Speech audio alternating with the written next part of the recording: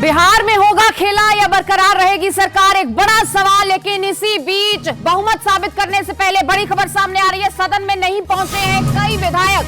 बड़ा अपडेट आपको दे दें, कई विधायक सदन नहीं पहुंचे हैं। बीजेपी के 2, जेडीयू के 3 विधायक नहीं पहुंचे, जबकि आरजेडी विधायक चेतन आनंद और नीलम देवी भी नहीं पहुंची हैं। तो आरजेडी के भी 2 विधायक सदन में नहीं पहुंचे हैं, बीजेपी के भी 2 विधायक नहीं पहुंचे हैं और जेडीयू के 3 विधायक सदन में नहीं पहुंचे हैं। तो यहां आंकड़ों को लेकर एक बड़ी गड़बड़ हो सकती है, लेकिन देखना होगा कि किसका पलड़ा भारी नजर आता है। बहरहाल बिहार विधानसभा से बड़ी खबर, बहुमत साबित हो इससे पहले आपको बता दें कि कई विधायक सदन में नहीं पहुंचे हैं।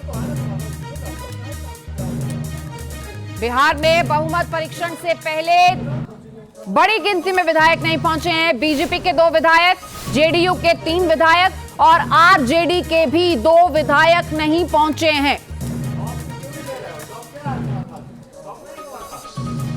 देखिए, बिहार में नीतीश कुमार के लिए एक बड़ी चुनौती, बड़ी अग्नि परीक्षा। क्या एनडीए की सरकार होगी?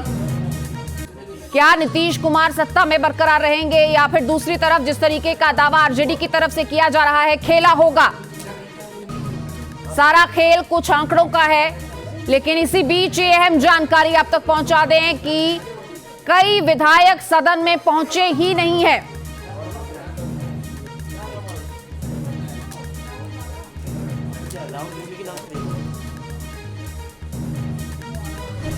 तो वहीं इसी बीच बड़ी खबर, बिहार सरकार में मंत्री लेसी सिंह ने बड़ा दावा किया है कि सभी विधायक आ गए हैं, कोई विधायक गायब नहीं है। तमाम इधर उधर थे जो विधायक वो आ गए हैं, आरजेडी के साथ खेला होगा। लेसी सिंह का ये बड़ा दावा, बड़ा बयान सामने आया है बिहार सरकार में मंत्री। सभी विधायक आ गए। कुछ मिसिंग थे विधायक? कुछ नहीं मिसिंग था, लोग इधर उधर थे, सभी आ गए। सभी आ गए हैं? सभी लोग आ एंड आप लोग फ्लोर टेस्ट एकदम पास हो जाएंगे, ज्यादा बहुमत से जीते हुए हैं। तो खेला होने वाला है। देखिए, गेम वाला खेला में तो वो फेल रहे और इस खेला में वो पॉलिटिकल खेला में भी फेल हो गए। तो बिहार विधानसभा में कार्यवाही जारी है और बड़ी तस्वीरें आपको दिखाते हैं जो इस वक्त बिहार में जो हो रहा है, बिहार की सियासत में जो उथल पुथल मची है, उसे बयान करने के लिए काफी है। ये 6 तस्वीरें आपकी टीवी स्क्रीन पर आप देखेंगे तो समझेंगे कि बिहार में इस वक्त क्या खेल चल रहा है। हर तस्वीर आपकी टीवी स्क्रीन पर। हालांकि इसी बीच विधायकों की गैर हाजिरी जरूर पार्टियों को परेशान कर रही है। तमाम पार्टियां इस वक्त कटघरे में हैं और कटघरा है जनता का। जनता ने सरकार को चुना, लेकिन अब क्या होगा उस सरकार का?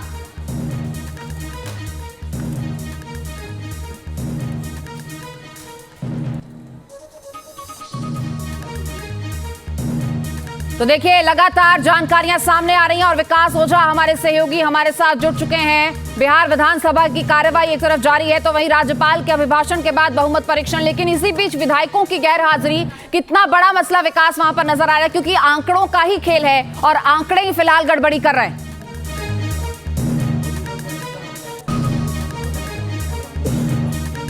जी बिल्कुल, देखिए ये पूरा आंकड़ों का खेल है और इसी आंकड़े की अगर बात करें तो एनडीए के पास जो अभी सदन के अंदर जो विधायक मौजूद हैं उसके पास बहुमत है। यानी अगर 5 विधायक, अगर 3 बीजेपी के, 3 जेडीयू के, 2 बीजेपी के विधायकों को अगर माइनस कर दें, उसके बाद भी एनडीए के पास बहुमत का आंकड़ा है। यानी 123 का, ये 122 का 22 पे सरकार बननी है और 123 का आंकड़ा जो है अभी भी मौजूदा स्थिति में एनडीए के पास है। तो एनडीए का पलड़ा भारी है। और वहीं जो 115 का दावा कर रहे थे जो आरजेडी और गठबंधन, महागठबंधन के लोग, उसमें से 2 विधायक जो चेतन आनंद और जो नीलम देवी हैं वो विधानसभा नहीं पहुंची हैं। तो 2 जो महागठबंधन के विधायक हैं वो भी सदन में नहीं पहुंचे हैं और 5 जो एनडीए के विधायक हैं वो भी सदन में नहीं पहुंचे हैं। हालांकि एनडीए के विधायक के बारे में कहा जा रहा है कि अभी थोड़ी देर में उनकी उपस्थिति हो जाएगी, वो रास्ते में हैं और कुछ देर में विधानसभा के सदन में वो पहुंच जाएंगे और अपना जो ये जो वोटिंग है सरकार के पक्ष में वो करेंगे। जी स्पीकर का बयान सामने आना कि मैं तो नहीं हटूंगा और फिर उन्हें हटाने की प्रक्रिया शुरू होती है और अब यह भी जानकारी सामने आ रही है कि हटाने से पहले ही इस्तीफा दे सकते हैं स्पीकर। यह भी सूत्रों के हवाले से कहा जा रहा है। क्या कुछ सबूत ग्राउंड पर है?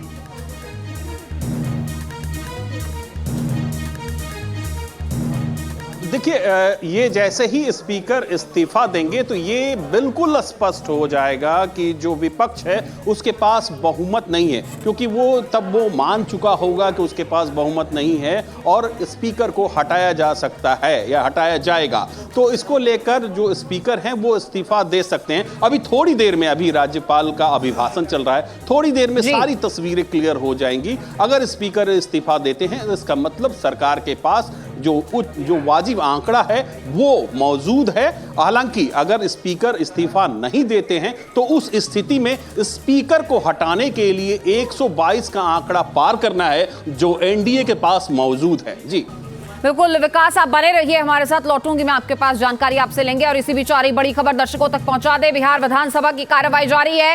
राज्यपाल के अभिभाषण के खत्म होने का इंतजार किया जा रहा है। अभिभाषण के बाद बहुमत परीक्षण होगा और पहले स्पीकर को हटाने की प्रक्रिया शुरू होनी है।